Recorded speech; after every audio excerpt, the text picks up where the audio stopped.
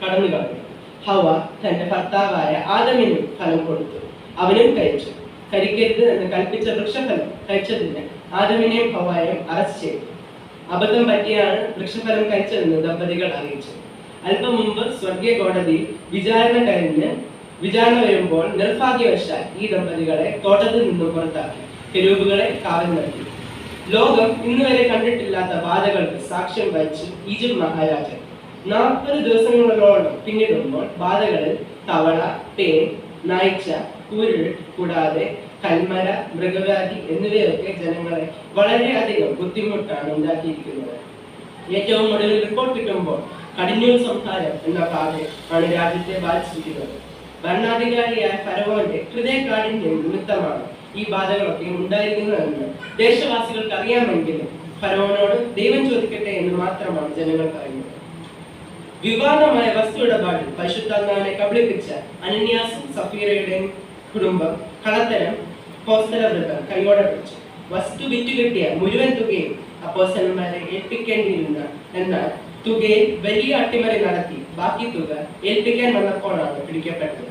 പരിശുദ്ധാത്മാവിനെതിരെ വ്യാജം പറഞ്ഞുകൊണ്ടിരിക്കെ ഇവർ കുരഞ്ഞു വീണു മരിച്ചു. പിന്നീട് കുറെ യുവാക്കൾ ചേർന്ന് ശവസംസ്കാരം നടത്തി. സംഭവത്തിന് ശേഷം പരിശുദ്ധാത്മാവിനെ ദുഃഖിപ്പിക്കരുത് എന്നും പരിശുദ്ധാത്മാവിനെതിരെ വ്യാജം പറയരുത് എന്നും അപ്പോസ്തലന്മാർ ഓർപ്പിച്ചു.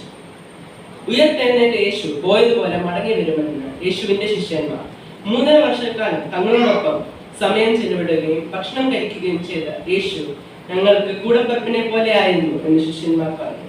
എന്നാൽ യേശു ദൈവപുത്രനാകയാൽ താൻ പോയതുപോലെ മടങ്ങി വരുമെന്നും അതുവരെ സഹായത്തിനായി പരിശുദ്ധാത്മാവിനെ നൽകുമെന്നും വാഗ്ദാനം ചെയ്തിട്ടുണ്ടെന്നും അതിനായി അവർ കാത്തിരിക്കുകയാണെന്നും അപ്പോസ്തലന്മാരെ ഉദ്ധരിച്ച് പത്രോസും യോഹന്നാനും ഞങ്ങളെ അറിയിച്ചു. കൂടുതൽ വിവരങ്ങളുമായി റിപ്പോർട്ടർ നെവിൻ ബൈബിൾ ന്യൂസിനോട് ചേരുന്നു. നെവിൻ, എന്താണ് ശരിക്കും സംഭവിച്ചത്? യേശു ക്രിസ്തു ശരിക്കും ഉയർത്തെഴുന്നേറ്റു? വീണ്ടും മടങ്ങി വരുമോ?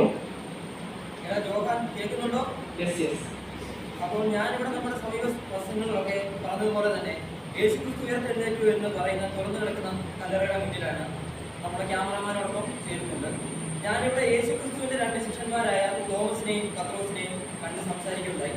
അപ്പോൾ തോമസ് പറഞ്ഞതനുസരിച്ച് യേശു ക്രിസ്തു ഉയർത്തെഴുന്നേറ്റ് ഇനിയും വരുവാനും വരാതിരിക്കാനും സാധ്യതയുണ്ടെന്നും പോകുന്നതിന് 2 ദിവസം മുമ്പ് യേശുവിനെ കണ്ടപ്പോൾ പറഞ്ഞത് കാണാതെ വിശ്വസിക്കുന്നവർ ഭാഗ്യവാന്മാരാണെന്നും അതുകൊണ്ട് വിശ്വസിക്കുവാൻ നിർബന്ധിതനായി എന്നും തീർച്ചയായും കർത്താവ് മടങ്ങി വരുമെന്നും പറഞ്ഞു.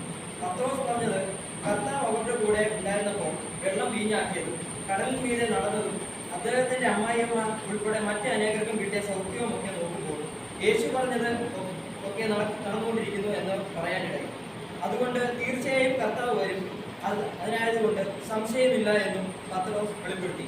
ശിഷ്യന്മാരായ തോമസും പത്രോസും പറഞ്ഞത് അനുസരിച്ച് യേശുക്രിസ്തു തീർച്ചയായും മടങ്ങി വരുമെന്നാണ് യോഹന്നാൻ നമുക്ക് മനസ്സിലായത് സാധിക്കുന്നത്. ക്യാമറമാൻ ജോണിനൊപ്പം റിപ്പോർട്ടറിനെ. വളരെ നന്ദി നെവിൻ. എന്തായാലും ലോകം കാത്തിരുന്ന് കാണേണ്ട കാര്യം തന്നെ ആയതിനാൽ വിശ്വസ്തയോടെ കാത്തിരുന്ന് കാണുന്നതാണ് ഉത്തമം എന്ന് ബൈബിൾ ന്യൂസിന് തോന്നുന്നു. കായിക വാർത്തകൾ. ഇന്നലെ സോദോം ഗൊമോറയിൽ നടന്ന ഫാമിലി മാരത്തോണിൽ ലോത്തും കുടുംബവും 1ാം സ്ഥാനത്ത്.